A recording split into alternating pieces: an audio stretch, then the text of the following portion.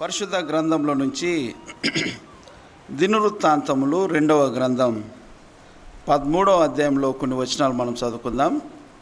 పాత నిబంధనలో 369వ పేజ్ నంబర్లో ఉన్నది. దినవృత్తాంతంలో 2వ గ్రంథం 13 నుంచి కొన్ని వచనాలు మనం చదువుకుందాం. రాజైన యెరోబాము ఏలుబడిలో 18వ సంవత్సరం మందు అబియా యూదావారి మీద ఏలనారంభించెను. అతడు 3 సంవత్సరములు యెరూషలేము నందు ఏలెను. అతని తల్లి పేరు మికాయ. ఆమె గిబియా ఊరివాడైన ఉరియేలు కుమార్తె. అబియాకును యెరోబామునకును యుద్ధము కలగగా అబియా 4 లక్షల మంది పరాక్రమశాలులు సైన్యం ఏర్పరచుకొని యుద్ధమునకు సిద్ధము చేసెను. యెరోబాము 8 లక్షల మంది పరాక్రమశాలులను ఏర్పరచుకొని అతనికి ఎదురుగా వారిని యుద్ధమునకు వ్యూహపరిచెను. అప్పుడు అబియా ఎఫ్రాయిము మన్యమందుండు సెమరాయిము కొండ మీద నిలిచి ప్రకటించినదేమనగా, యెరోబామా, ఇశ్రాయేలు వారలారా, మీరందరూ నాకు చెవియొగ్గుడి. ఇశ్రాయేలు రాజ్యమును ఎల్లప్పుడూ ఏలునట్లుగా ఇశ్రాయేలుల దేవుడైన యెహోవా దావీదుతోనూ అతని సంతతి వారితోనూ భంగము కాజాలని నిబంధన చేసి దానిని వారికిచ్చెనని మీరు తెలుసుకొందురు కదా. అయినను దావీదు కుమారుడైన సొలొమోనుకు దాసుడును నేబాతు కుమారుడగు యెరోబాము పనికిమాలిన దుష్టులతో కలిసి లేచి తన యజమాను మీద తిరుగుబాటు చేసెను. సొలొమోను కుమారుడైన రెహబాము ఇంకను బాల్యదశలో నుండి ధైర్యము లేనివాడై వారిని ఎదిరించుటకు తగిన శక్తి లేకున్నప్పుడు వారు అతనితో యుద్ధము చేయుటకు సిద్ధమైరి. ఇప్పుడు దావీదు సంతతి వారి వశముననున్న యెహోవా రాజ్యముతో మీరు యుద్ధము చేయ తెగించెదమని తలంచుచున్నారు. మీరు గొప్ప సైన్యముగా ఉన్నారు. యెరోబాము మీకు దేవతలుగా చేయించిన బంగారు దూడలను మీ యొద్ద ఉన్నవి. మీరు అహరోను సంతతి వారైన యెహోవా యాజకులను లేవీయులను త్రోసివేసి అన్య దేశముల జనులు చేయునట్లు మీ కొరకు యాజకులను నియమించుకొంటిరి కదా. ఒక కోడెతోనూ 7 గొర్రె పొట్టేళ్లతోనూ తన్ను ప్రతిష్ఠించుకైవచ్చు ప్రతివాడు దైవములు కావు అని వాటికి యాజకుడగుచున్నాడు. అయితే యెహోవా మాకు దేవుడై ఉన్నాడు, మేము ఆయనను విసర్జించిన వారము కాము. అహరోను సంతతి వారు యెహోవాకు సేవ చేయు యాజకులై ఉన్నారు. లేవీయులు చేయవలసిన పనులను లేవీయులే చేయుచున్నారు. వారు ఉదయాస్తం సమయములందు యెహోవాకు దహన బలులు అర్పించుచు సుగంధ ద్రవ్యములతో ధూపము వేయుచు పవిత్రమైన బల్ల మీద సన్నిధి రొట్టెలు ఉంచుచు బంగారు దీపస్తంభమును ప్రమిదెలను ప్రతి సాయంత్రము ముట్టించుచు వచ్చుచున్నారు. మేము మా దేవుడైన యెహోవా ఏర్పరిచిన విధిని బట్టి సమస్తము జరిగించుచున్నాము. కానీ మీరు ఆయనను విసర్జించిన వారైతిరి. ఆలోచించుడి, దేవుడే మాకు తోడై మాకు అధిపతిగానున్నాడు. మీ మీద ఆర్భాటము చేయుటకై బూరలు పట్టుకొని ఊదునట్టి ఆయన యాజకులు మా పక్షమున ఉన్నారు. ఇశ్రాయేలు వాళ్ళరా, మీ పితరుల దేవుడైన యెహోవాతో యుద్ధము చేయకుడి, చేసినను మీరు జయముందరు. ప్రియమైన వాళ్ళరా, మీరు చాలామంది దేవుని వాక్యాన్ని చాలా శ్రద్ధగా ఆలకిస్తూ ఉన్నారు. ప్రియులు కూడా యవనస్తులు కానీ పెద్దలు కానీ అందరూ చక్కగా మీరు ఆసక్తిగా సాగడం అనేది చాలా విశేషంగా కనపడుతున్నది. ఇంకొక విషయం ఏంటంటే, మీరు చాలామంది స్తుతులు చెల్లిస్తున్నా ప్రార్థన చేస్తున్నా మీ నాయకుల్ని చక్కగా వెంబడిస్తున్నారు. శాశ్వతమైన ప్రేమతో అనే పదము చాలామంది వాడుతున్నారు. చాలా మంచిది. మాదిరికల పెద్దలను వెంబడించడం అనేది, అనుసరించడం అనేది మంచిది. ప్రియమైన వాళ్ళరా, వాక్యాన్ని నేర్చుకుంటా, వాక్యాన్ని చదువుతా, వాక్యంలో స్థిరపడుతూ ఉండడం అనేది అది గొప్ప భాగ్యం. దేవుడు మిమ్మల్ని కనికరించి మంచి పెద్దలను, దైవ సేవకులను, సంఘాన్ని మీకు అనుగ్రహించుంటుండగా వాక్యము ప్రతి నెల మంచి దైవ సేవకుల ద్వారా రావడం, ఇక్కడ స్థానికంగా కూడా మీరు చక్కని వాక్యం వినడం అనేది ఆత్మీయంగా మీరు చాలా గొప్ప స్థితిలో ఉన్నారు. నేను అంత వాక్యం చెప్పేవాడిని కాదు, ఇంకా నేర్చుకుంటా ఉన్నాను. అయినను ఈ సమయంలో పెద్దలు నాకు ఇచ్చిన అవకాశం బట్టి వారికి వందనాలు తెలియజేస్తుంటున్నాను. మీరు కూడా ఆసక్తిగా దేవుని వాక్యాన్ని ఆలకిస్తున్నారు. అందరిని బట్టి దేవునికి స్తోత్రాలు చెల్లిస్తుంటున్నాను. నిన్న ఉదయాన్న మనము నిన్నటి దినాన 3 రాజుల గురించి మనం ఆలోచన చేశాం. మీకు తోచింది మీరు చెప్పండి. మనస్సే గురించి ఏం నేర్చుకున్నాం? ఏమ్మా? మనస్సే గురించి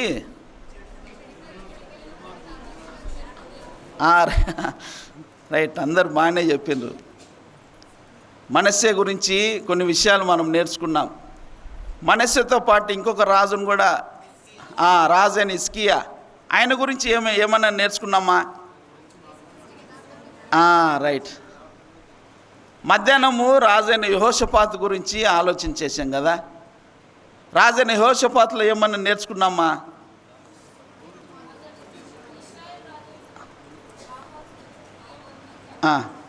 వియ్యం పొందాడు. మనం అలాగ ఉండకూడదు, కొన్ని విషయాలు జాగ్రత్తలు పడాలని. యెహోషాపాతు విషయంలో కూడా మనకు పాఠాలు ఉన్నవి. ప్రియమైన వాళ్ళ సాయంకాలము ఆసా గురించి విన్నాం. ఆసా ఏం చేశాడంట?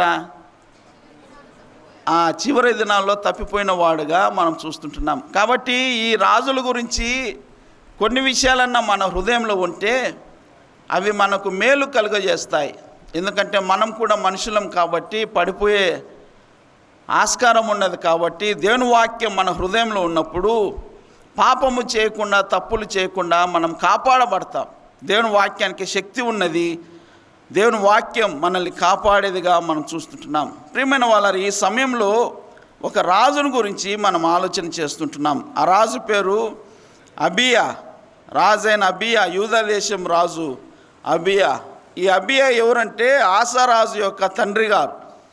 మనము నిన్నటి దినం నుంచి బ్యాక్ సైడ్ వచ్చాం. మనస్సే, యెహోషాపాతు, ఆసా, ఈరోజు అబియా, ఇట్లా వెనక నుంచి వస్తున్నాం.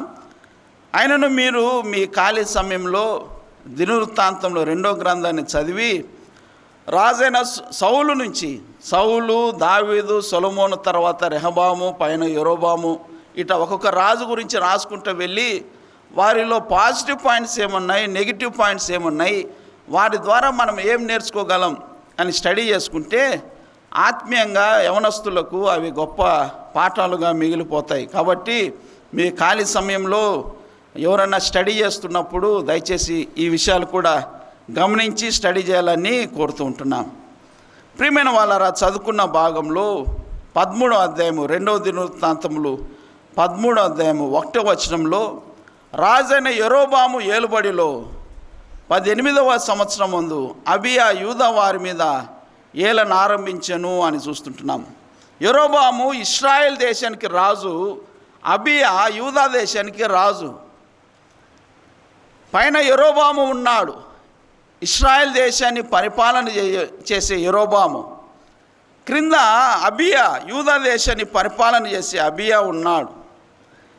ఇప్పుడు ఏమైందంటే ఆ 3వ వచనాన్ని మనం చదివినప్పుడు అబియాకును యరొబామునకును యుద్ధము కలుగగా, ఇది సర్వసామాన్యంగా కలుగుతున్నది. ఆసా జీవితంలో 30 సంవత్సరాల వరకు యుద్ధాలు లేవని చూసాము. చాలామంది రాజుల కాలంలో యుద్ధాలు ఉన్నవి. ఆ యుద్ధ సమయంలోనే యెహోవా వారికి సహాయం చేస్తూ వారిని ఎలాగో కాపాడుతున్నాడో మనం చూస్తూ ఉన్నాం. ఈ సమయంలో కూడా రాజైన అబియా యరొబాముతో యుద్ధము చేస్తూ ఉన్నాడు. యరొబాము ఇశ్రాయేలీయుల రాజు, అబియా యూదా రాజు. ఒక రీతిగా అన్నదమ్ములే. వారికి యుద్ధము జరుగుతున్నది. 3వ వచనంలో, 3వ వచనం మనం చూసినప్పుడు ఆ సైన్యం యొక్క సంఖ్య చెప్తున్నాడు చూడండి. అబియాకు సంఖ్య ఎంత ఉన్నది? అబియా 4 లక్షల మంది పరాక్రమశాలుల సైన్యము ఏర్పరచుకొని యుద్ధంనకు సిద్ధంగా ఉన్నాడు. యరొబాము దగ్గర ఎంతమంది? 8 లక్షల మంది అబియాకు 4 లక్షలు అంటే యెరోబాముకి 8 లక్షలు. ఏ బలం ఎక్కువ ఉన్నది? యెరోబాము బలం ఎక్కువ ఉన్నది. యూదా వారి బలము తక్కువ ఉన్నది, యెరోబాము వారి బలము ఎక్కువ ఉన్నది. యూదా వారి దగ్గర 4 లక్షల మంది ఉన్నారు, యెరోబాము వారి దగ్గర 8 లక్షల మంది పరాక్రమశాలులు ఉన్నారు. సామాన్యంగా ఈ సంఖ్యను చూస్తే ఎవరు గెలవాలి? ఏ సంఖ్య పెద్దదో వారు గెలవాలి, అంతే కదా? ఏ సంఖ్య పెద్దదో వారే గెలవాలి. చూద్దాం ఎవరు గెలిచారు. ఈ భాగంలో మనం చదువుతున్నప్పుడు రాజైన యెరోబాము ఆయన ఎటువంటి వాడో లేఖనంలో రాసిపెట్టింటున్నాడు. ప్రియమైన వాళ్ళరా, యెరోబాము ఆయన ఎలాగూ రాజయ్యాడో మనకందరికీ తెలుసు. సొలొమోను చేసిన తప్పు పనులను బట్టి యెహోవా దేవుడు సొలొమోనుకు వారి కుమారుడు రెహబాముకి 2 గోత్రాలు మాత్రమే ఇచ్చి 10 గోత్రాలు రాజైన యెరోబాముకు యెహోవా దేవుడు ఏర్పాటు చేసినట్లుగా మనం చూస్తుంటున్నాం. అది కేవలము సొలొమోను చేసిన తప్పు పనులు బట్టి. చూడండి, రాజులు మొదటి గ్రంథం 11వ అధ్యాయము. రాజులు మొదటి గ్రంథం 11వ అధ్యాయం 1 నుంచి కొన్ని వచనాలు మనం చదువుకుందాం. మోయాబీయులు, ఎదోమీయులు, అమ్మోనీయులు, సిదోనీయులు, హిత్తీయులు అను జనులు మీ హృదయములను తమ దేవతల తట్టు త్రిప్పుదురు గనుక వారితో సహవాసము చేయకూడదనియు వారిని మీతో సహవాసము చేయనీయకూడదనియు యెహోవా ఇశ్రాయేలులకు సెలవిచ్చి ఉన్నాడు. అయితే రాజైన సొలొమోను ఫరో కుమార్తెను గాక ఆ జనులలో ఇంకా అనేక మంది పరస్త్రీలను మోహించి కామాతురత గలవాడే వారిని ఉంచుకొనుచూ వచ్చెను అని రాస్తూ అతని భార్యలు అతని హృదయంను త్రిప్పివేసిరి అనే మాటను చూస్తుంటున్నాం. 4వ వచనంలో సొలొమోను వృద్ధుడైనప్పుడు అతని భార్యలు అతని హృదయంను ఇతర దేవతల తట్టు త్రిప్పగా అతని తండ్రి అయిన దావీదు హృదయం వలె అతని హృదయము దేవుడైన యెహోవా ఎడల యథార్థము కాకపోయెను. సొలొమోను అస్తారోతు అను సిదోనీయుల దేవతను, మిల్కోము అను అమ్మోనీయుల హేయమైన దేవతను అనుసరించి నడిచెను అనే మాటను చూస్తుంటున్నాం. 7వ వచనంలో సొలొమోను కేమోషు అను మోయాబీయుల హేయమైన దేవతను, మొలెకు అను అమ్మోనీయుల హేయమైన దేవతకును యెరూషలేము ఎదుటనున్న కొండ మీద బలిపీఠములను కట్టించెను. తమ దేవతలకు ధూపము వేచు బలులు అర్పించుచుండిన పరస్త్రీలైన తన భార్యల నిమిత్తము అతడు ఇలాగు చేసెను అనే మాటను చూస్తుంటున్నాం. రాజైన సొలొమోను దారి తప్పిపోయాడు, హృదయము తిరిగిపోయింది. దేవుని పైన ఉండవలసిన హృదయము తిరిగిపోయింది. దేవుడు ముందుగానే చెప్పాడు, అరే మీరు అన్య దేవతలను, ఈ అన్యులను సహవాసం చేస్తే చాలా ప్రమాదంలో పడతారు మీరు అని చెప్తే సొలొమోను ఏం చేశాడంటే సహవాసం చేసేదా కాకుండా వారిని పెళ్లి చేసుకున్నాడు. గొప్ప ప్రమాదంలో పడ్డాడు. ఆ పెళ్లి చేసుకోవడమే కాకుండా వారి అలవాట్లు నేర్చుకున్నాడు, వారి దేవతలకు పూజ చేస్తున్నాడు, బలిపీఠాలు కడుతున్నాడు. ఇలాగున్న రాజైన సొలొమోను దేవుని అంతగా దీవించిన రాజైన సొలొమోను కాలంలో దేవాలయము గంభీరంగా కట్టబడిన సొలొమోను చేసిన దుష్క్రియలను బట్టి యెహోవా దేవుడు అతన్ని తొలగించాడు. అయితే దావీదుకి ఇచ్చిన మాటను బట్టి సొలొమోను తర్వాత రెహబామును ఆ 2 గోత్రాలు అతనికి అప్పగించినట్లుగా లేఖనాల్లో మనం చూస్తుంటున్నాం. ప్రియమైన వాళ్ళరా, సొలొమోనుకు వాక్యం తెలుసు, ఏవి చేయాలి ఏవి చేయకూడదో తెలుసు. ఆయన రాజుగా నియమించినప్పుడు ప్రార్థన చేశాడు, ప్రభువా నాకు జ్ఞానము తక్కువగా ఉన్నది, నాకు జ్ఞానం కావాలి. నువ్వు ఏవి అడగలేదు, జ్ఞానంను అడిగావు, జ్ఞానంతో పాటు నీకు సమస్తాన్ని ఇస్తున్నానన్నాడు దేవుడు. ప్రియమైన వాళ్ళరా, అలాగున సొలొమోను జీవితం ప్రయాణం చేసి ఆఖరికి ఏం చేశాడంటే భ్రష్టు పట్టిపోయాడు. అన్య స్త్రీలను పెళ్లి చేసుకున్నాడు, మోయాబీయులు, ఎదోమీయులు, అమ్మోనీయులు, సిదోనీయులు, హిత్తీయులు వారితో కలవకండి అంటే వారితోనే కలిశాడు, వారితోనే సహవాసం చేశాడు. అందుకే నేడు వాక్యంలో చాలాసార్లు లోకానికి దూరంగా ఉండనే నీ వాక్యంలో మనం హెచ్చరింపబడుతుంటుండగా మనం ఆ మాటకు లోబడాలి. ప్రియమైన వాళ్ళరా, లోకంలో మోసం ఉన్నది, విశ్వాసిని పడివేసే అనేక ఆచారాలు ఉన్నవి, పద్ధతులు ఉన్నవి, కల్మషం ఉన్నది. కాబట్టి జాగ్రత్తగా ఉండాలని ఈ వాక్యాల ద్వారా మనం నేర్చుకుంటున్నాం. సొలొమోను అలాగున తన రాజ్యాన్ని ఆయన పోగొట్టుకున్నాడు. ఆ తర్వాత కూడా ఆ 12 గోత్రాలు సొలొమోను కుమారునికి రావాల్సిన ఆ పరిస్థితి పోయి సొలొమోను దగ్గర దాసుడుగా ఉన్న యరొబాముకు దేవుడు 10 గోత్రాలు నియమించి ఇచ్చాడు. ఆ యరొబాము ఇశ్రాయేలులకు రాజుగా ఉన్నాడు. యరొబాము ఎలాగున ఆ విభజన జరిగిందో లేఖనాల్లో మనం చూస్తుంటున్నాం. మొదటి రాజుల గ్రంథం 11వ అధ్యాయము 26 నుంచి నేను చదువుతాను చూడండి. మొదటి రాజుల గ్రంథం 11వ అధ్యాయము 26 నుంచి. మరియు సొలొమోను సేవకుడైన యరొబాము ఆయన కూడా రాజు మీదకి లేచెను. ఇతడు జెరేదు సంబంధమైన ఎఫ్రాయిమీయుడైన నేబాతు కుమారుడు. ఇతని తల్లి పేరు జెరూహా, ఆమె విధవరాలు.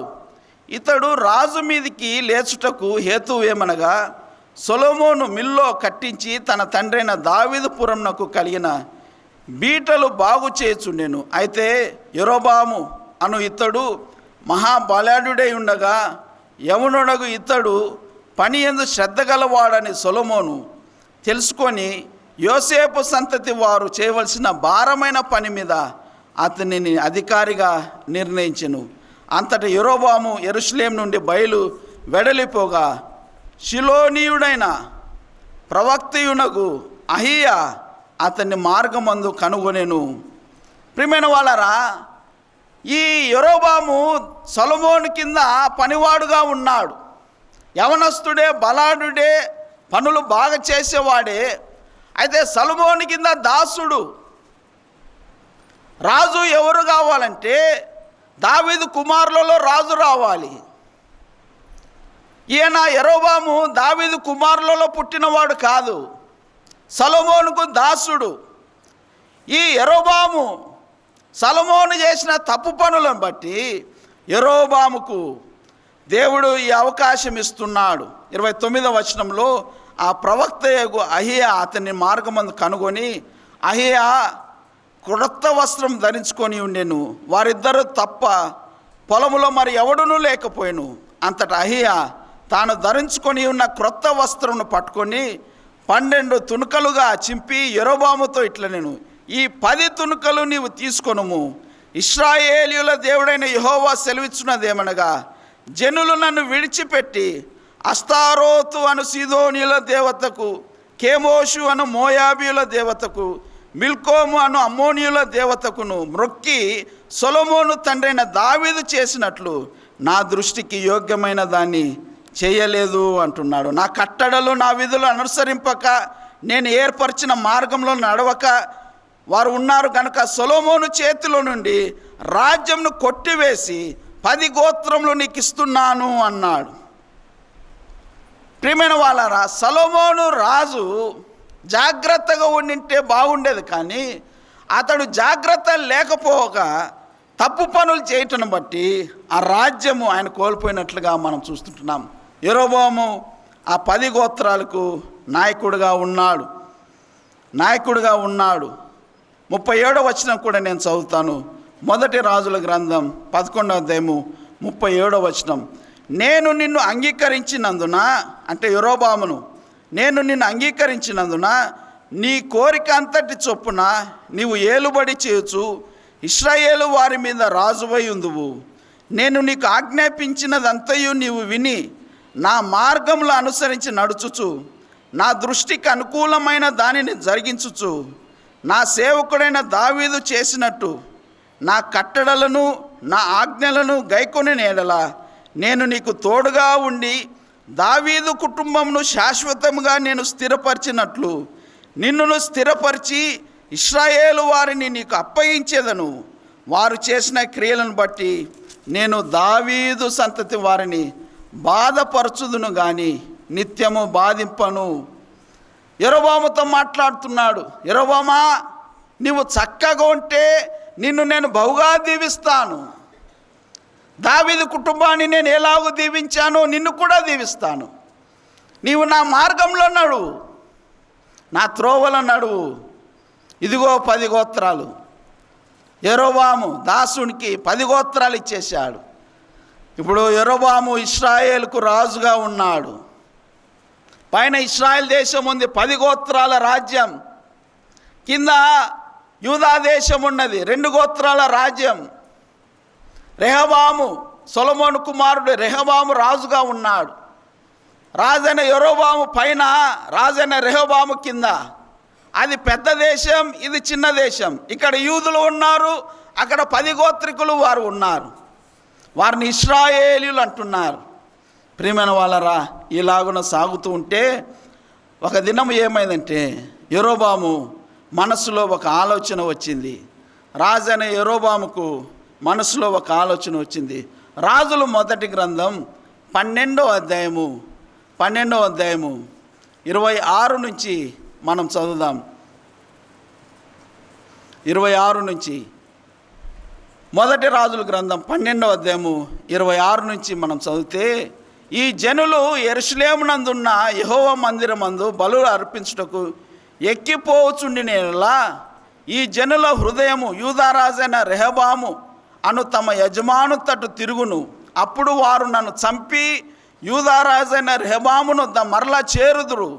రాజ్యము మరలా దావీదు సంతతి వారి దగును అని యెరొబోము తన హృదయమునందు తలంచి ఏం చేస్తున్నాడంటే ఆలోచన చేసి 28వ వచనంలో ఏం చేశాడు? 2 బంగారు దూడలను చేశాడు. ప్రియమైన వాళ్ళరా, 11వ అధ్యాయంలో ప్రవక్త చెప్పాడు, ఇదిగో యెహోవా మాట, నీవు సరిగా సాగాలి, నీకు రాజ్యం ఇస్తున్నాను. దావీదుని ఎలాగూ దీవించానో నిన్ను కూడా అలాగే దీవిస్తాను. ఇప్పుడు ఈ రాజు ఏం చేస్తున్నాడంటే, ఈయనకు భయము ప్రారంభమైంది, ఇన్సెక్యూర్ ఫీలింగ్ వస్తున్నది.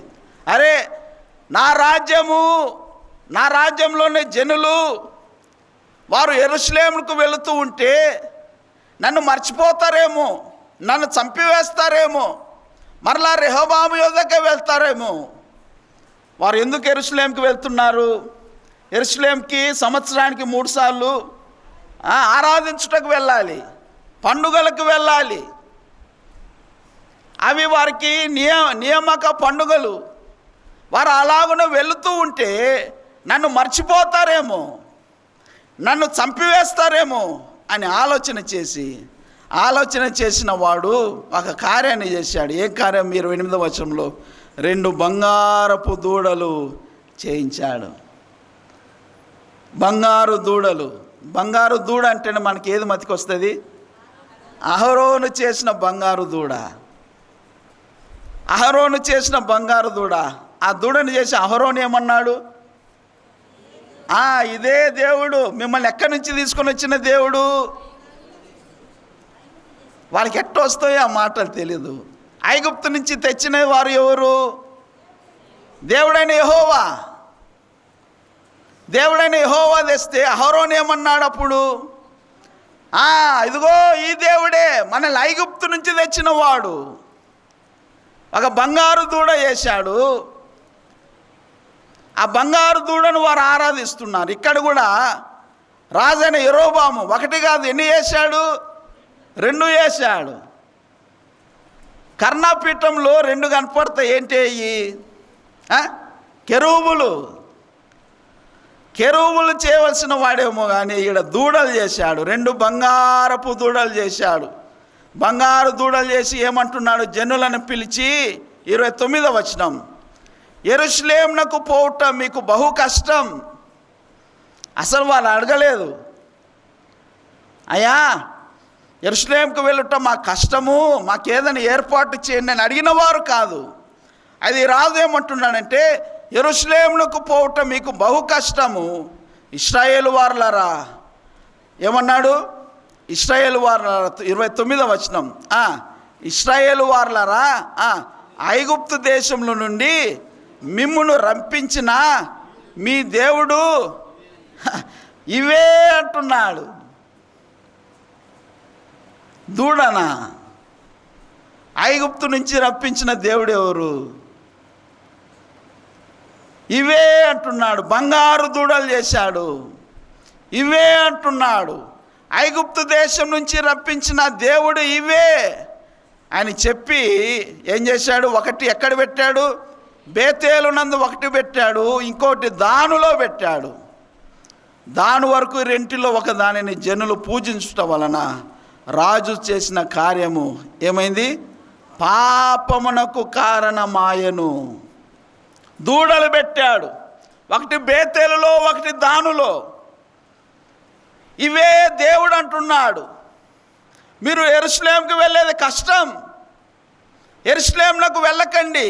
ఇదిగో బేతేలు దూడ ఉన్నది, దానిలో ఒక దూడ ఉన్నది, ఇవే మీ దేవుడు, ఐగుప్తు నుంచి రప్పించిన దేవుడు ఇవే అని ఆ దూడల దగ్గర ఏమో జరుగుతున్నదంటే పాపము జరుగుతున్నది. పాపమునకు కారణమాయను. రాజా యరొబాము, నీవు దేవుని మార్గంలో నడవాలి, ఆయన సూచించిన మార్గంలో నడవాలి. నడవకపోతే కష్టం ఉన్నదని ముందుగానే ఆయన హెచ్చరిక ఉన్నా ఇక్కడ ఏం చేశాడంటే 2 దూడలు చేశాడు, దానులో ఒకటి బేతేల్లో ఒకటి ఆయన పెట్టాడు. 31వ వచనం, మరియు అతడు ఉన్నత స్థలములను కట్టించి మందిరముగా ఏర్పరిచాడు. మందిరముగా ఏర్పరిచాడు. 31లో ఏమున్నది? లేవీయులు కాని సాధారణమైన వారిలో కొందరిని ఏం చేశాడు? యాజకులుగా నియమించాడు. దేవుడు కాని దేవుళ్ళని చేశాడు, మందిరము కాని మందిరాన్ని చేశాడు, లేవీయులు కాని లేవీయులను చేశాడు. గొప్పవాడు రాజని యరొబాము. ఒక్కసారి తప్పు మార్గంలో పోతే ఇంక అన్ని తప్పులే, ఇంకా సరైన మార్గంలోకి రాలేరు.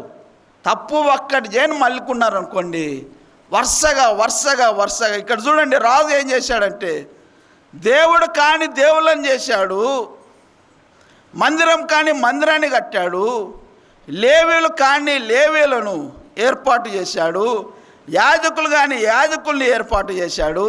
32వ వచనం మనం చదివితే, మరియు యరొబాము యూదా దేశమందు జరుగు ఉత్సవము వంటి ఉత్సవమును 8వ మాసం 15వ దినమందు జరుప నిర్ణయించెను అన్నాడు.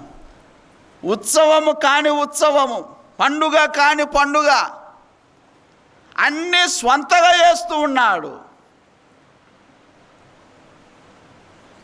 ఇశ్రాయేలులు పాపమునకు కారణమాయెను. లేవీయులు కాని లేవీయులను సిద్ధం చేశాడు. సాధారణమైన వాళ్ళు, ఏముంది రా డ్రెస్సే కదా నేను గుట్టిస్తాను అనుకున్నాడేమో. యాజకులు కాని యాజకులు రండి, ఆ మందిర నమూనా తీసుకున్నాడు, అటువంటిది ఒకటి చేశాడు. ఉత్సవము చేస్తున్నాడు 8వ నెల. వారి పండుగలన్నీ 7వ నెలనే ముగించిపోతాయి. 8వ నెల 15వ దినాన ఒక కొత్త పండుగ ప్రారంభించాడు. ప్రియమైన వాళ్ళరా, ఈ రాజు ఒక వెంట ఒకటి ఆ పనులు చేసుకుంటా వస్తాడు. అన్ని తప్పు పనులే. మందిరం కాని మందిరం, ఆరాధన కాని ఆరాధన, వాక్యం కాని వాక్యం, అన్నీ స్వంతవి చేస్తూ ఉన్నాడు. అలాగనే చేస్తూ వస్తున్నాడు. 32వ వచనంలో, యరొబాము యూదా దేశమందు జరుగు ఉత్సవం వంటి ఉత్సవమును 8వ మాసం 15వ దినమందు జరప నిర్ణయించి బలిపీఠం మీద బలులు అర్పించుచు వచ్చెను. ఈ ప్రకారము బేతేలు నందును తాను చేయించిన దూడలకు బలులు అర్పించుచుండెను. మరియు తాను చేయించిన ఉన్నతమైన స్థలమునకు యాజకులను బేతేలు నందు ఉంచెను. ఈ ప్రకారం అతడు యోచించిన దానిని బట్టి 8వ మాసం 15వ దినమందు బేతేలులో తాను చేయించిన బలిపీఠం మీద బలులు అర్పించుచూ వచ్చెను. మరియు ఇశ్రాయేలు వారికి ఒక ఉత్సవముని నిర్ణయించి ధూపము వేయుటకై తానే బలిపీఠము ఎక్కెను. ఆయన రాజు. లేవీయులు చేయవలసిన పనులు, యాజకులు చేయవలసిన పనులు, ఈయన బలిపీఠం ఎక్కుతున్నాడు. ప్రియమైన వాళ్ళరా, దేవుని ఎంతగా అశ్రద్ధ చేస్తున్నారో చూడండి. ఆయన బలము లేడు వాడని, ఆయన చూడడని, ఆయన మనల్ని ఏమన్నాడని ఆయనను నిర్లక్ష్య పెట్టి రాజైన యెరోబాము తనకిష్టం వచ్చినట్లు చేస్తున్నాడు. బలిపీఠం ఎక్కాడు, బలులు అర్పిస్తూ ఉన్నాడు. పరిశుద్ధ గ్రంథంలో ఇలాగున బలులు అర్పించిన రాజులను మనం చూస్తుంటున్నాం. మొదటి సమూయేలు గ్రంథంలో రాజైన సౌలును మనం చూస్తాం. చూడండి, మొదటి సమూయేలు మనకందరికి తెలిసిన వచ్చిన భాగాలే. 13వ అధ్యాయము 9వ వచనాన్ని మనం చదువుకుందాం. సమూయేలు మొదటి గ్రంథం 13వ అధ్యాయము 9వ వచనంలో, దహన బలులను సమాధాన బలులను నా యొద్దకు తీసుకుని రమ్మని చెప్పి దహన బలి అర్పించాను. ఎవరంటే రాజైన సౌలు.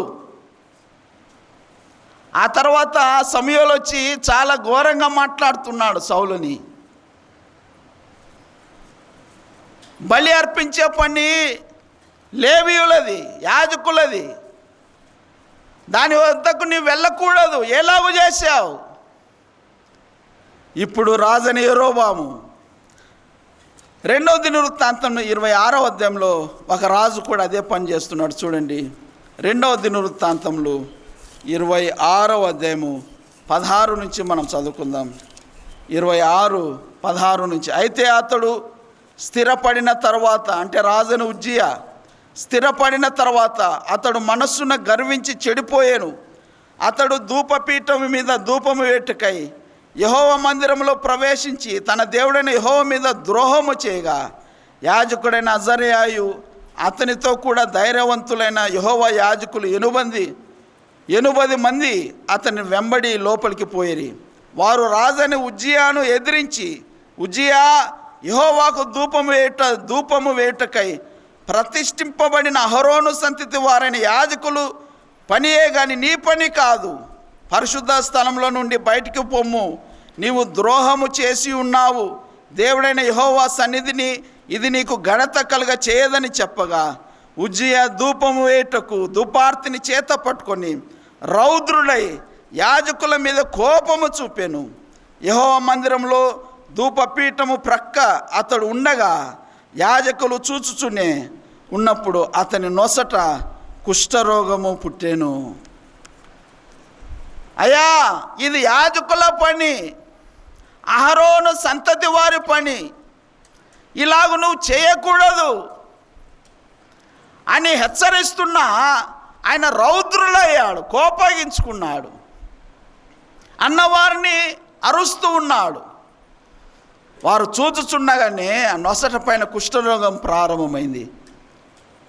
ఇక్కడ యెరోబాము కూడా ఆ కింద 13వ అధ్యాయం మనం చదువుతా ఉంటే దైవజనుడు వచ్చి ఒకడు మాట్లాడుతున్నాడు. యెరోబామా, ఏమి చేస్తున్నావు? ఆయన వచ్చి ఆయనతో మాట్లాడుతున్నాడు.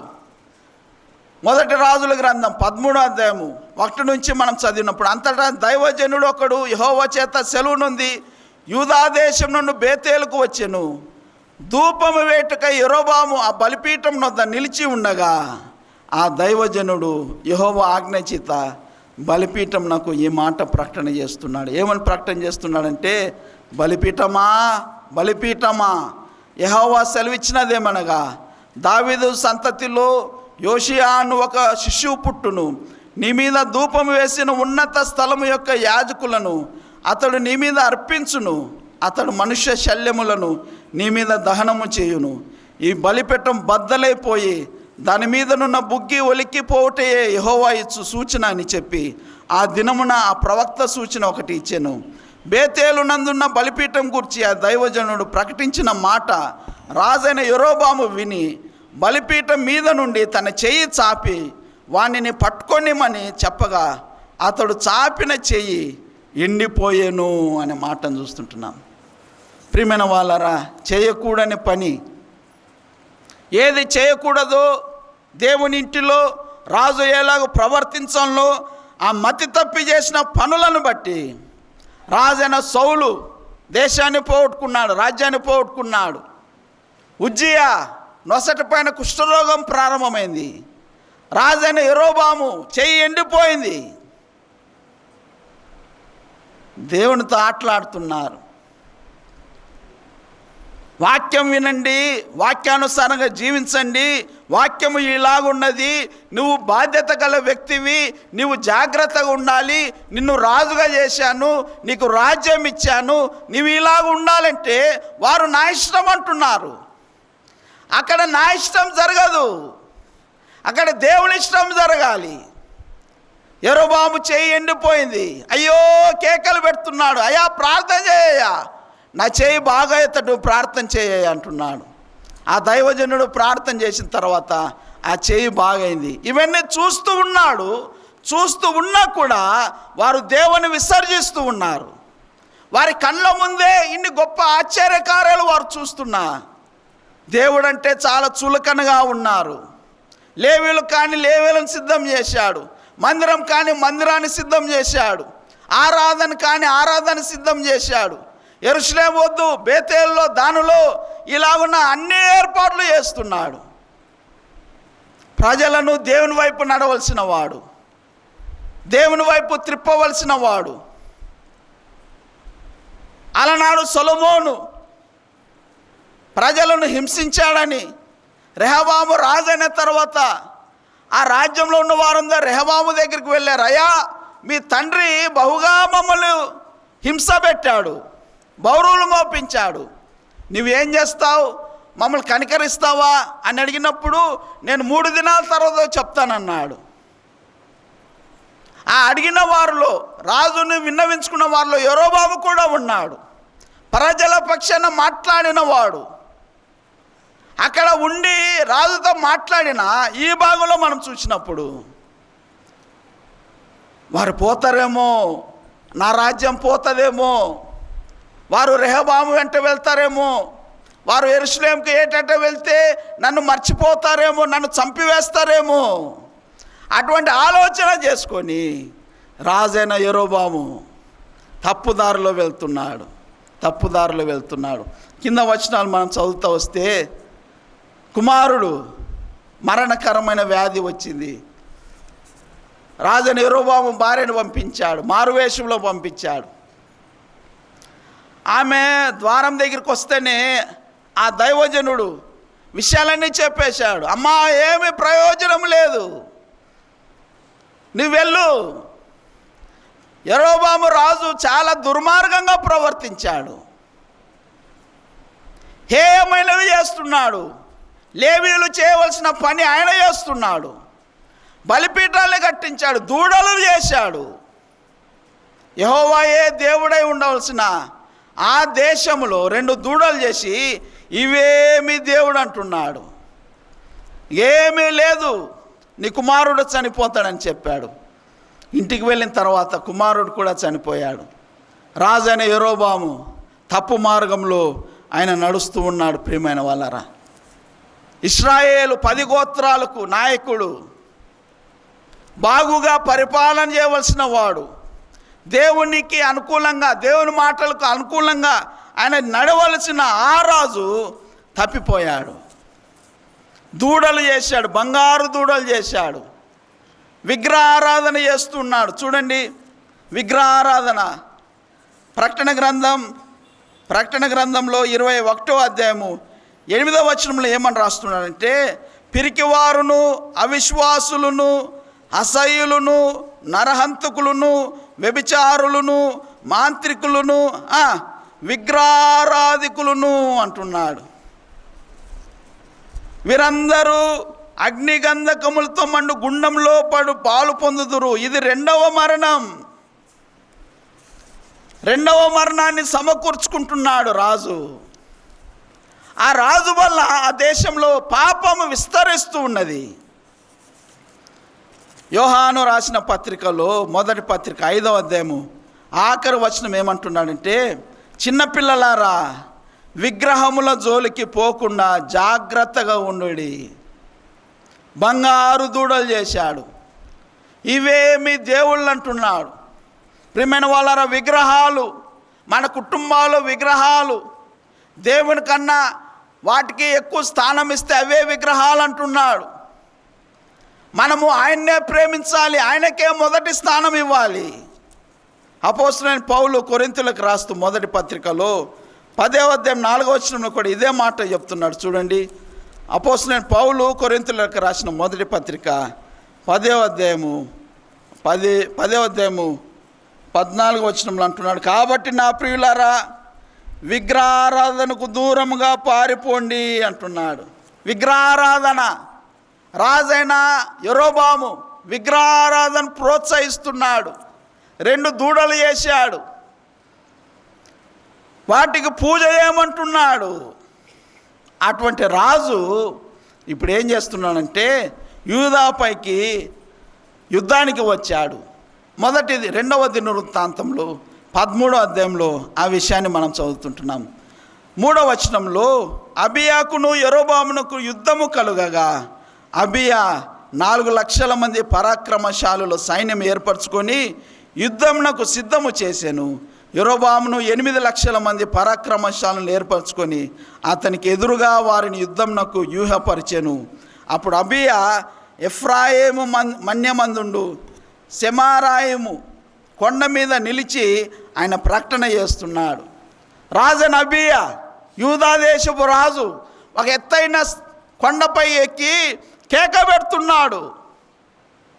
కొండ మీద చేసిన ప్రసంగము వలె ఎత్తైన స్థలంలో కొండపైన ఆయన ప్రకటన చేస్తున్నాడు. ఏమని చేస్తున్నాడంటే, యెరోబామా, ఇశ్రాయేలు వారులారా, మీరందరూ నాకు చెవియొగ్గిడి. ఇశ్రాయేలు రాజ్యమును ఎల్లప్పుడూ ఏలునట్లుగా ఇశ్రాయేలుల దేవుడైన యెహోవా దావీదుతోనూ అతని సంతతితోనూ భంగము కాజాలని నిబంధన చేసి దానిని వారికి ఇచ్చానని మీరు తెలుసుకొందురు కదా అంటున్నాడు. ఒక నిబంధన ఉన్నది, భంగము కాజాలని నిబంధన, రాజైన దావీదుతో చేసిన నిబంధన.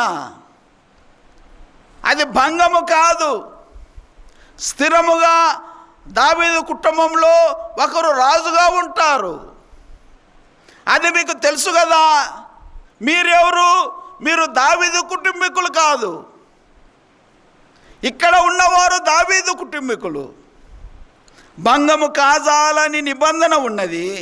ఆయనను దావీదు కుమారుడైన సొలొమోనుకు దాసుడును నేబాతు కుమారునకు యెరోబాము పనికిమాలిన దుష్టులతో కలిసి లేచి రెహబాము పైన పోట్లాడి ఆయన కొన్ని శక్తి లేని పనులు చేసి ఆ భాగంలో మనం చూస్తుంటున్నాం. రాజైనట్లుగా మనం చూస్తుంటున్నాం. అవన్నీ జ్ఞాపకం చేస్తున్నాడు. మీరేం చేశారు? పనికి మాలిన వారితో కలిసి ఆ రెహబాము ఇంకా బాల్యుడై ఉండగా, శక్తిహీనుడై ఉండగా ఆయనతో మీరు పోట్లాడి ఒక రాజ్యాన్ని ఏర్పాటు చేసుకున్నారు. ఇలాగున మీరు సాగుతూ ఉండగా ఈ భాగంలో అంటున్నాడు 9వ వచనం లేకపోతే 8వ వచనం చదివితే, ఇప్పుడు దావీదు సంతతి వారి వశముననున్న యెహోవా రాజ్యముతో మీరు యుద్ధము చేయ తెగించుదమని తలంచుచున్నారు. మీరు గొప్ప సైన్యముగా ఉన్నారు. యెరోబాము మీకు దేవతలుగా చేయించిన బంగారు దూడలను మీ వద్ద ఉన్నవి. ఐగుప్తు నుంచి మనల్ని బయట తెచ్చిన దేవతలు వీరే అంటున్నారు. ఆ దూడలు మీ దగ్గర ఉన్నవి. మీరు ఏమని చెప్తున్నారు? ఐగుప్తులో నుంచి తీసుకొని వచ్చిన దేవుళ్ళు వీరే అన్నారు కదా. ఆ దూడలు మీ దగ్గరే ఉన్నవి. మీ సైన్యము మీ దగ్గరే ఉన్నది. మీ సైన్యము చాలా గొప్ప సైన్యం ఉన్నది. అబ్బో, మీరు చాలా బలవంతులుగా ఉన్నారు. అయితే ఒకటి జ్ఞాపకం చేసుకోండి, భంగము కాజాలని నిబంధన ఉన్నది. రాజు దావీదు రాజు స్థిరమైన వాడు, శాశ్వతమైన రాజ్యం. ఇప్పుడేమో మీరు యుద్ధానికి వచ్చారు. 9వ వచనం అంటున్నాడు, మీరు అహరోను సంతతి వారైన యెహోవా యాజకులను లేవీయులను త్రోసివేశారు. మీ దేశంలో మీరు కట్టిన మందిరాల్లో లేవీయులు లేరు. అహరోను సంతతి వారు లేరు, వారిని త్రోసివేసి సామాన్యులను పెట్టారు. మీకు ఇష్టం వచ్చినట్లు మీరు చేస్తున్నారు. లేవీలను త్రోసివేశారు. అన్య దేశముల జనులు చేయునట్లు మీ కొరకు యాజకులు నియమించుకుంటారు కదా. అన్యుల పద్ధతి వారు చేస్తున్నారు. వారి జీవితం అంతా అన్యుల పద్ధతిగా ఉన్నది. ప్రియమైన వాళ్ళారా, 10వ వచనంలో అయితే యెహోవా మాకు దేవుడై ఉన్నాడు అంటున్నారు. మీరేమో అన్నీ వేసుకొని ఉన్నారు. మీ దగ్గరేమో 8 లక్షల మంది సైన్యం ఉన్నది. మా దగ్గర తక్కువ ఉన్నా యెహోవా మాకు దేవుడై ఉన్నాడు అనే విషయాన్ని జ్ఞాపకం చేస్తున్నాడు. మేము ఆయనను విసర్జించిన వారము కాము. మీరు విసర్జించారు, లేవీయులను విసర్జించారు, యాజకులను విసర్జించారు, దేవుని మాటను విసర్జించారు, బంగారు దూడలను చేసుకున్నారు. మేము ఆయనను విసర్జించిన వారం కాము. అహరోను సంతతి వారు యెహోవాకు సేవ చేయు యాజకులై ఉన్నారు. మా దగ్గరికి రండి. దేవుని వాక్యానుసారంగా యాజకులు ఉన్నారు, అహరోను సంతతి వారు ఉన్నారు. లేవీయులు చేయవలసిన పనులను లేవీయులే చేస్తున్నారు. సాధారణమైన వారు కాదు, డ్రెస్ వేసుకున్న వారు కాదు, బాడుగ తెచ్చిన వారు కాదు. బాడుగకు తెస్తుంటారు చాలామంది, అటువంటి వారు కాదు. అహరోను సంతతి వారే ఉన్నారు, లేవీయులే ఉన్నారు. లేవీల పనే చేస్తున్నారు. మీరు దేవుని విసర్జించారు, మేమైతే యెహోవాను వెంబడిస్తున్నాం. లేవీయులు చేయవలసిన పనులను లేవీయులే చేస్తున్నారు. 11వ వచనం, వారు ఉదయమున అస్తమయమున వారు చేయవలసిన యెహోవాకు దహన బలులు అర్పిస్తూనే ఉన్నారు. ఉదయకాలం సాయంకాలం దహన బలులు మా మందిరంలో క్రమముగా జరుగుతున్నవి. నీలా కాదు, లేవీయులను పక్కన పెట్టి నీవే బలిపీఠం ఎక్కావు, ఎక్కకూడని స్థలం నువ్వు ఎక్కావు, చేయకూడని పని నువ్వు చేసావు. మా దేశంలో అలా కాదు, మా మందిరంలో అలా కాదు. మేము దేవుని వాక్యానుసారంగా జీవిస్తున్న వారం. ఉదయము సాయంకాలం యెహోవాకు దహన బలులు అర్పిస్తున్నాం, సుగంధ ద్రవ్యములతో ధూపము వేస్తున్నాం. మా దగ్గర ప్రార్థన ఉన్నది, మా దగ్గర ఆరాధన ఉన్నది, తెల్లవారుజామున ఉన్నది, సాయంకాలం ఉన్నది. మా మందిరాల్లో కార్యక్రమాలు జరుగుతున్నవి. పవిత్రమైన బల్ల మీద సన్నిధి రొట్టెలు ఉంచుచు బంగారు దీపస్తంభమును ప్రమిదలను ప్రతి సాయంత్రము మేము వెలుగుస్తున్నాం అంటున్నారు. ప్రియమైన వాళ్ళారా, మా పరిచర్యలో లోటు లేదు. మేము దేవుని ప్రేమిస్తూ ఉన్నాం, పూర్తిగా ప్రేమిస్తూ ఉన్నాం, చేయవలసిన పనులన్నీ చేస్తున్నాం. మేము మా దేవుడైన యెహోవా ఏర్పరిచిన విధిని బట్టి సమస్తమును జరిగించుచున్నాము. కానీ మీరు ఆయనను విసర్జించిన వారైతిరి అని రాజైన అబియా యెరోబోము వారితో, ఇశ్రాయేలు వారితో ఆయన పలుకుతూ ఉన్నాడు. మీరేం చేస్తున్నారు? మీరు ఆలోచన చేయండి, పరీక్షించుకోండి. వారిలో చాలా లోపాలు ఉన్నవి. మేమేం చేస్తున్నామో మేము చెప్తున్నాం. మా మందిరంలో జరిగిన విషయాలన్నీ మేము చెప్తున్నాం. ఆలోచించండి అని 12వ వచనంలో, ఆలోచించుడి, దేవుడే మాకు తోడై మాకు అధిపతిగా ఉన్నాడు. మీ మీద ఆర్భాటం చేటుకై బూరలు పట్టుకొని ఊదునట్టి ఆయన యాజకులు మా పక్షంన ఉన్నారు అంటున్నాడు. బూరలు ఊదే యాజకులు మా దగ్గర ఉన్నారు. మీ దగ్గర ఎవరున్నారు? బూరలు ఊదేవారు లేరు, అసలు యాజకులే లేరు, లేవీయులే లేరు. మీ దగ్గర ఉన్న వారందరూ ఫేక్, మాయా, అంత మోసంలో ఉన్నారు. మీరు ఆరాధిస్తున్నారంటున్నారు కానీ అది ఆరాధన కాదు. మీరు ఆ ప్రార్థన చేస్తున్నామంటున్నారు కానీ అది ప్రార్థనే కాదు. అంత మాయలో ఉన్నారు. ఇశ్రాయేలు వారులారా, ఆలకించండి, ఆలోచించండి. బూరలు ఊదేవారు లేరు, మా దగ్గర ఉన్నారు. బూరలు ఊదేవారు ఉన్నారు. వాక్యం చెప్పేవారు ఉన్నారు, హెచ్చరించేవారు ఉన్నారు, అపాయం వస్తే హెచ్చరించేవారు ఉన్నారు, తొందరలు వస్తే ఆదుకునేవారు ఉన్నారు, మా దగ్గర యాజకులు ఉన్నారు, బూరలు ఉన్నవి అని రాజైన అబియా వారితో మాట్లాడుతున్నాడు. బూరలు పట్టుకొని ఊదునట్టి ఆయన యాజకులు మా పక్షంలో ఉన్నారు. ఇశ్రాయేలు వారలారా, మీ పితరుల దేవుడైన యెహోవాతో యుద్ధము చేయకుడి, చేసినను మీరు జయముందరు. ఏం తమాషా పడతారా అన్నట్లుగా, ఏం తమాషనా, దేవునితో ఆటలా? ఇది దేవుని పని, ఇది దేవుని ఇండ్లు, ఇందులో ఆయన కార్యక్రమాలు జరుగుతున్నవి. మీ స్వంత ఆలోచనలు చేస్తే ఎట్లా? ఏటేటా యెరూషలేముకు రావాలి, యెరూషలేములో ఆరాధన జరగాలి. అదే నియమింపబడిన స్థలం. నియమింపబడిన స్థలంకి మీరు వెళ్ళకూడదని లేఖనాలు ఉండగా క్రొత్త స్థలాన్ని ఏర్పాటు చేశాడు.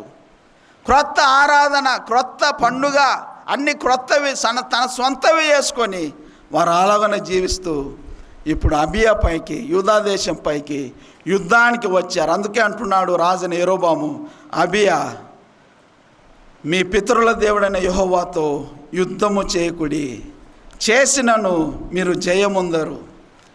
ఈ రాజైన అబియా ఎలాగో మాట్లాడుతున్నాడంటే, తన దగ్గర సైన్యము చిన్నదైనా ఆయన మందిరములో, ఆ రాజ్య మందిరములో, యెహోవా మందిరములో జరుగుతున్న కార్యక్రమాలు బట్టి ధైర్యంగా మాట్లాడుతున్నాడు.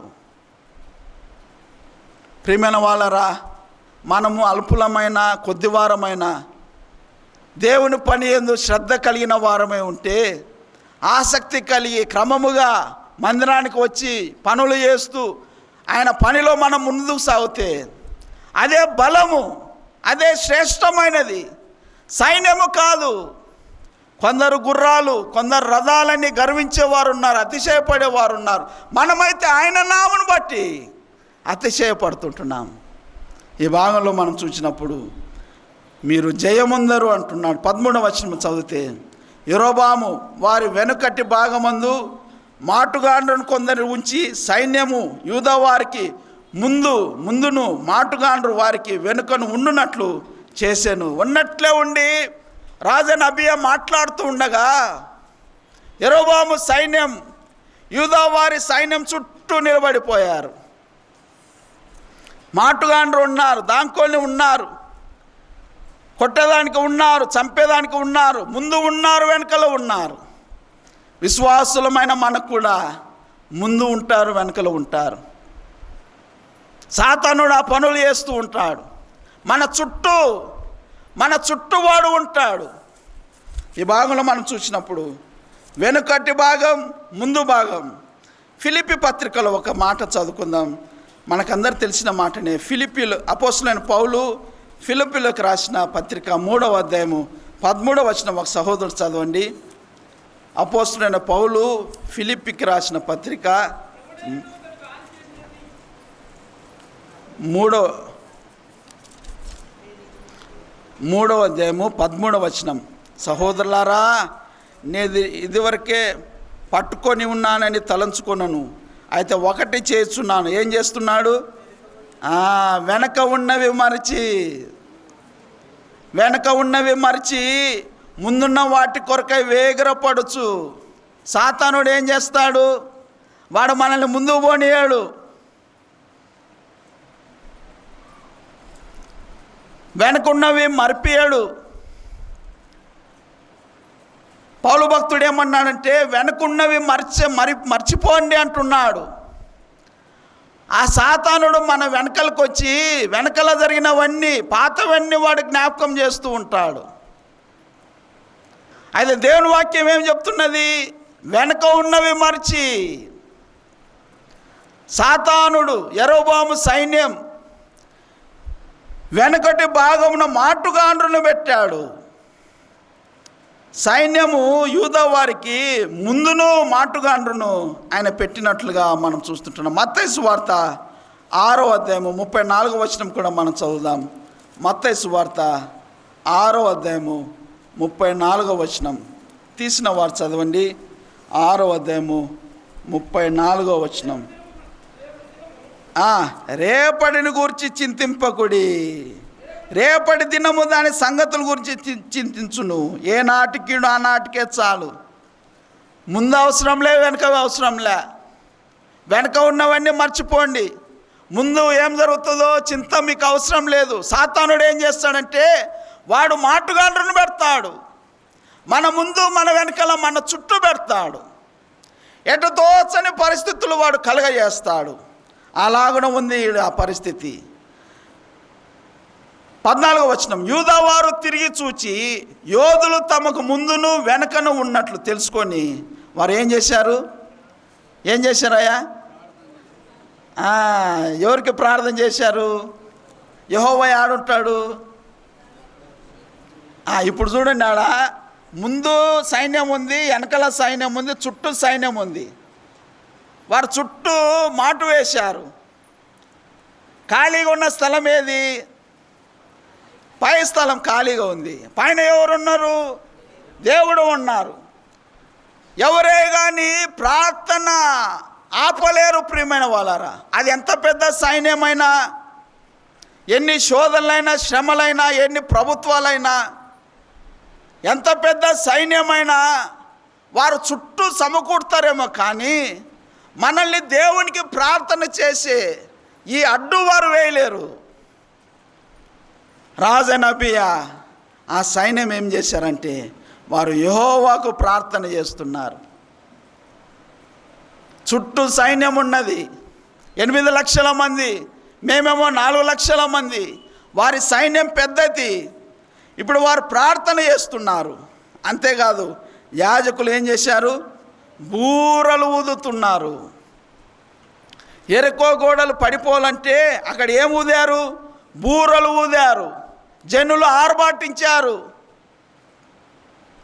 యెహోషువ గ్రంథం 6వ అధ్యాయంలో చదివితే బూరలు ఊదినప్పుడు జనులు ఆర్భాటించారు. ఆర్భాటించగా ఎరుకో గోడలు కూలిపోయాను, వారు చక్కగా నడిచి వెళ్ళేరి అనే మాటను చూస్తుంటున్నాం. ఈ భాగంలో యాజకులు బూరలు ఊదిరి. అప్పుడు యూదా వారు ఏం చేశారు? ఆర్భాటించిరి, ప్రార్థించిరి, ఆర్భాటించిరి. వారు ప్రార్థన చేశారు, బూరలు ఊదారు, ఆర్భాటించారు. వారు చేయవలసిన పనులు వారు చేస్తున్నారు. యూదా వారు ఆర్భాటించినప్పుడు ఏమైంది? యెరొబామును ఇశ్రాయేలు వారందరూ అబియా ఎదుటను యూదా వారి ఎదుటను నిలవలేకుండానట్లు ఏమైంది? దేవుడు వారిని మొత్తినందున.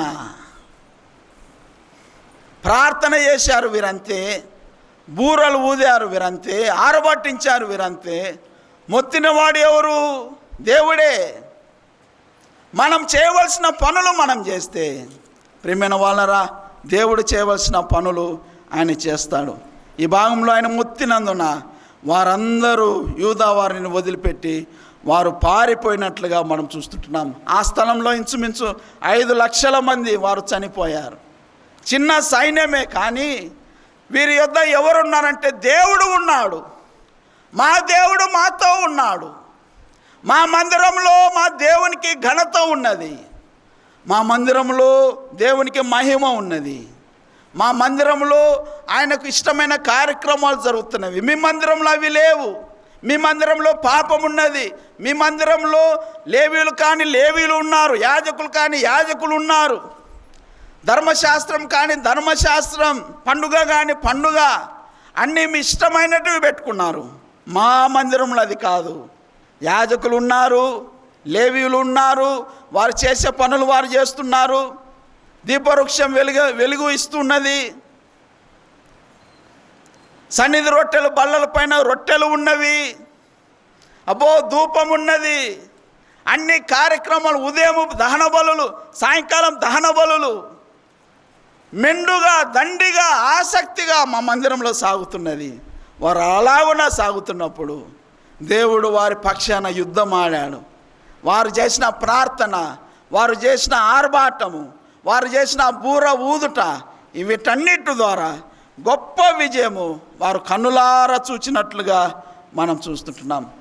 యెరోబాము రాజు ఇంకా లేవలేని పరిస్థితుల్లో ఉండిపోయాడు. తర్వాత ఆయన మరణించినట్లుగా మనం చూస్తుంటున్నాం. రాజు అయిన అబియా ఆయన వృద్ధి నొందెను అనే మాటను మనం చూస్తున్నాం. ప్రియమైన వాళ్ళరా, మనం ప్రభువుని వెంబడిస్తే, దేవుని వాక్యాన్ని ప్రేమిస్తే, మందిరాన్ని ప్రేమిస్తే అందులో మేలు ఉన్నది అని మరొకసారి మనం హెచ్చరింపబడుతుంటున్నాం. అలాగున్న సాగుటకు ప్రభువు మనకు సహాయం చేయనుగాక.